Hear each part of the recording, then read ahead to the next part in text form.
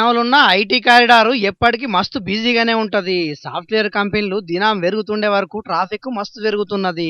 అందుకే పోయిన సర్కారు చాలా జాగాల కొత్త కొత్త ఫ్లైఓవర్లు కట్టే కార్యాన్ని ముంగటేసుకున్నది. అట్లా కొండాపూర్ కించి ఔటర్ రింగ్ రోడ్ దాకా కట్టిన ఫ్లైఓవర్ కు పీజీఆర్ పేరు పెట్టి ఇలా సీఎం రేవంత్ అన్న మంత్రులు ఎమ్మెల్యేలు లీడర్లతో కలిసి సాల్వ్ చేసిండు. ఇక ఈ ఫ్లైఓవర్ అందుబాటులోకి వచ్చిందంటే కొంతవరకు ట్రాఫిక్ తిప్పలు తీరినట్టే అడికి పోయే వాహనదారుడు. జైపాల్ రెడ్డి గారు మెట్రో ఇచ్చిండ్రు మనకు. ఈ రోజు నగరంలో ఉన్న మెట్రో ఆనాడు జైపాల్ రెడ్డి గారు మనకిచ్చింది, మన్మోహన్ సింగ్ గారు ఉన్నప్పుడు ఇచ్చింది.